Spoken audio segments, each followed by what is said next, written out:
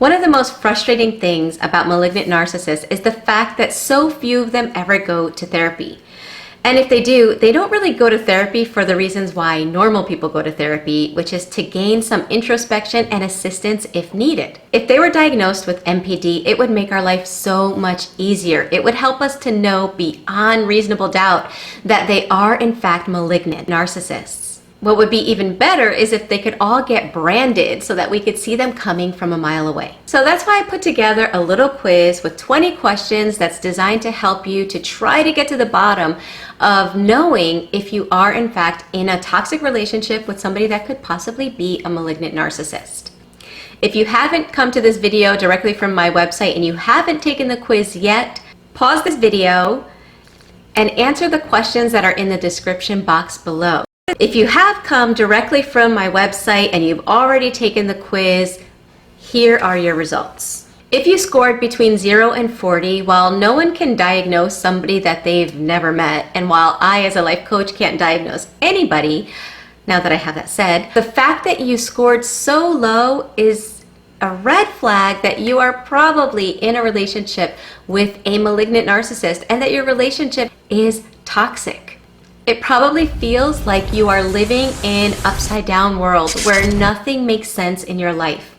The criteria for narcissistic personality disorder in the DSM says that a narcissist has impairment in personality functioning manifested by characteristic difficulties in their identity. And isn't it true that the identity of the narcissist is not known to the narcissist themselves?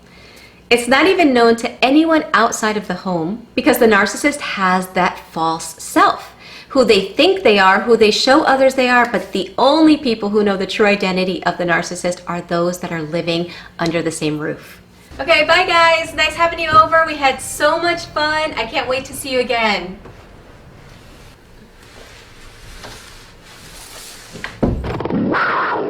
And guess what? The narcissist is not the only person with an identity problem. If you have been in a relationship with somebody that scores this low, there's a high chance that you no longer know who you are. Since narcissists are so self-entitled that they feel entitled to erase your personality and dictate to you who you really are, at least according to their broken prism of reality. And you are probably exhausted with trying to find the magic formula to make your significant other happy. You have probably yanked your personality inside out to the point that you have that identity problem now because you don't even know who you are anymore, all in an effort to try to please an unpleasable person. Again, if you scored between 0 and 40, you've probably watched a lot of my videos and they really resonated with you. In fact, you may at one time or another have wondered, have we dated the same person? Don't worry, I haven't. But the reason you think that is because those with NPD or high on the scale of narcissism have a very predictable personality. It's almost like they're all cut out of the same mold. I'm hoping that by taking this test, your eyes are open to just how toxic your relationship is, putting all labels aside. And now that you realize what kind of a relationship you're in, the first step towards healing is learning. Knowledge is power. One of the reasons why narcissists are able to keep victims prisoners to their abuse for extended periods of time is the lack of knowledge that their victims have. They don't understand narcissistic personality disorder because, in fact, if you were to ask people what a narcissist is, most people will say, oh, it's just somebody that thinks too highly of themselves or just somebody that always has tons of pictures of themselves. That's the depth of knowledge that the majority of people have. They don't realize the extent of the damage that happens when you are in a relationship with somebody that is high on the scale of narcissism or has NPD. People are clueless. So that lack of knowledge is what keeps innocent victims stuck in manipulative relationships for so long.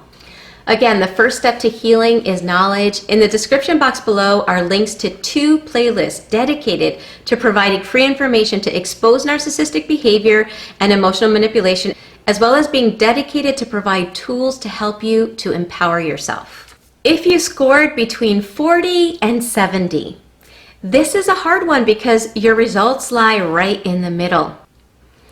You probably sense that something is wrong, but you second guess your gut instinct because you probably think, well, what I'm facing is less extreme than what I've read about or what I've seen on YouTube. So maybe I'm wrong. Maybe it's my fault. Maybe I'm too sensitive. Now, obviously, no relationship is going to be perfect, but if you have a 50-50 relationship where half the time it's horrible and half the time it's amazing, and if you feel like you don't know what's going to happen, like your day depends on the flip of a coin, maybe today will be an awesome day, maybe tomorrow will be a horrible day. If the bad behavior equals the good behavior, then you really have to ask yourself what kind of a relationship you want to be in. My advice to you is, rather than get stuck on a label with, is he or she a narcissist? Focus on the behaviors that are hurting you. Focus on what the relationship is doing to you. Is this relationship building you up, or is it breaking you down? Is it causing you to be a better person, or is it causing you to turn into someone that you yourself don't even like? So just to give a quick illustration, people that are experts in identifying false money from authentic money, they don't spend a lot of time studying all the fake ways that money can be made. They don't study bills that are not authentic. They don't waste their time studying what's not real. They study what authentic money looks like, what it feels like, how it appears, how it's made, the texture. They study that authentic money so that when counterfeit money comes along, it's super easy to identify. That same logic can help people in relationships. Rather than getting stuck on whether or not he or she is a narcissist, focus on what a healthy relationship looks like. A lot of us didn't have examples of a healthy relationships with our parents. A lot of us didn't ever enter into healthy relationships. They've only been toxic relationships in our lives. So if that's your case, take time to study and to learn about what healthy relationships look like, what they feel like, what the results are, how you can tell. Because the more you know about what a healthy relationship is like, it will be easy for you to look at what you have and ask yourself, is this healthy for me? If you scored 70 or higher, we applaud you. No relationship is perfect, but any relationship can be healthy, and it sounds like you found that. There may be difficulties, there may be problems, but you're both able to care for and notice the other person's point of view. Self-reflection, empathy, and kindness are hallmarks of your relationship. And even if there are bumps in the road, you're able to learn from them and grow together. In fact, this relationship makes you a better person as you both seem to bring out the best in one another. And for a moment, I was wondering why you would be taking a test like this. And then I realized it's probably because you may have had toxic relationships in the past, and you just wanted a little bit more validation that you finally are on the right track. And if that's your case, I'm happy for you. Remember to never take each other for granted. So that's my 20 questions to find out if you're in a relationship with a narcissist. I would love to hear your results in the comment section below.